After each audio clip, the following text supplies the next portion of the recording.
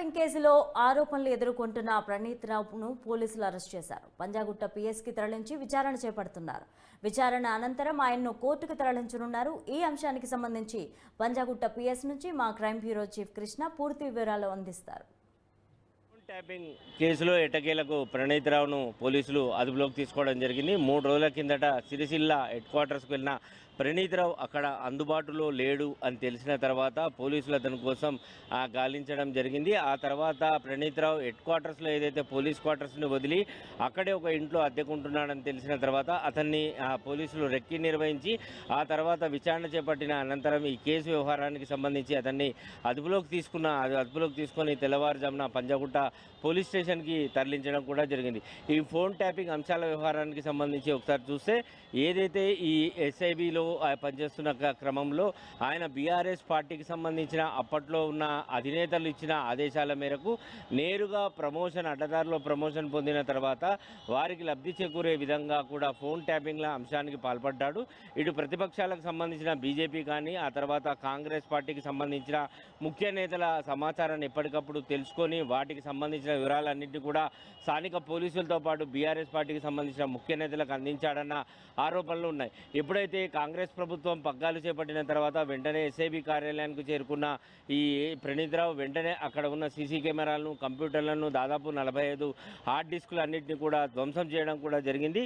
So ఆ క్రమంలోనే దాని మీద అందిన ఫిర్యాదు మేరకు పంజాగుట్ట పోలీసులు కేసు నమోదు చేశారు. దీనిపైన ప్రభుత్వం ఇచ్చిన ఆదేశాల మేరకు డీజీపీ రవి గుప్తా కూడా చాలా సీరియస్గా వ్యవహరించి ఈ కేసు వ్యవహారానికి సంబంధించి ఆయనని సస్పెండ్ చేయడమే కాకుండా హెడ్ క్వార్టర్స్ వదిలి ఎట్టి పరిస్థితుల్లో బయటికి వెళ్ళరాదు అని కూడా చెప్తున్నారు. ప్రస్తుతం డిస్ట్రిక్ట్ క్రైమ్ రికార్డ్స్ బ్యూరోలో పనిచేస్తున్న ప్రణీత్ రావుని పోలీసులు అరెస్ట్ కూడా చేయడం కూడా జరిగింది.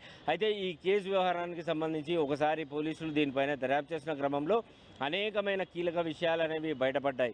ఎప్పుడైతే ఆయన అడ్డదారిలో ప్రమోషన్ పొందిన తర్వాత ఈ రాజకీయ పార్టీలకు సంబంధించిన ఎవరైతే ముఖ్య నేతలు ఉంటారో వారికి సంబంధించిన ఫోన్లు ట్యాపింగ్కి పాల్పడ్డారు.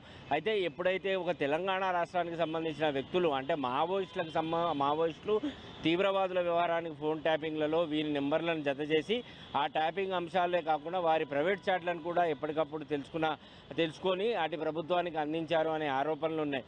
ఒకవేళ కనుక తెలంగాణ రాష్ట్రంలో కనుక ఏదైతే ఎవరివైనా ఫోన్లు ట్యాపింగ్కి పాల్పడ్డారని చెప్పేసి తెలుస్తుందో ఆ ట్యాపింగ్ పాల్పడినప్పుడు ప్రిన్సిపల్ సెక్రటరీ నుంచి అనుమతి పొందాలి. అలా ఒకవేళ కనుక అనుమతి వస్తే ఒకేసారి దాదాపు 15 ఫోన్లు ట్యాపింగ్ చేసే అవకాశం ఉంటుంది.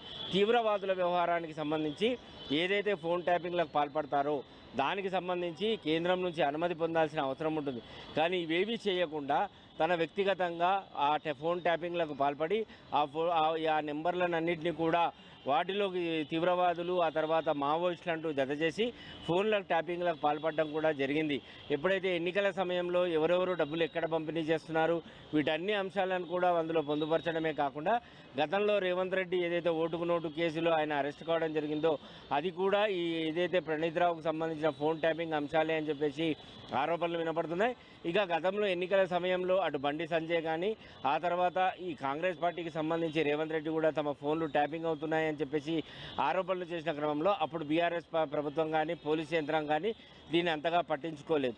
కానీ ఇక కాంగ్రెస్ ప్రభుత్వం ఏదైతే దీంట్లో ఎప్పుడైతే పగ్గాలు చేపట్టిందో ఆయన హార్డ్ డిస్కులు ధ్వంసం చేసిన వ్యవహారానికి సంబంధించిన తర్వాత ఈ ఫోన్ ట్యాపింగ్ అంశాలు అనేవి చాలా బయటికి రావడం కూడా జరిగింది.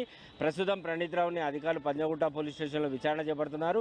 ఈ 45 డిస్కులు ఏవైతే ధ్వంసం చేశారో వాటిలో ఎలాంటి సమాచారం ఉంది, దీని వెనకాల ఎవరున్నారు, ఎవరు ఈ ఫోన్ ట్యాపింగ్స్కి పాల్పడడం జరిగింది, అడ్డదారిలో ప్రమోషన్ అందజేసిన తర్వాత ఆ ప్రభుత్వానికి మీరు చేసిన లాభాలు ఏంటి, వీటన్నిటికీ అనేక అంశాలపైన విచారణ చేపట్టిన తర్వాత ఆయనని వెంటనే ఇక్కడ నుంచి నేరుగా మెజిస్ట్రేట్ దగ్గరికి తీసుకెళ్లి హాజరుపరిచే అవకాశం ఉంటుంది. ఈ కేసులో ప్రణీత్ రావుతో పాటు ఆయనకు సహకారం చేసిన ఆయన బంధువైన ఐజీ ప్రభాకర్ రావు అలాగే ఏదైతే ఎస్ఐబిలో ఆయనతో పాటు ఆయనకు ఫోన్ ట్యాపింగ్లో సహకరించిన అధికారుల వ్యవహారాలందరికీ కూడా నోటీసులు ఇచ్చి పంజాగుట్ట పోలీసులు విచారణ చేపట్టాలని కూడా చెప్తున్నారు తెలుస్తోంది.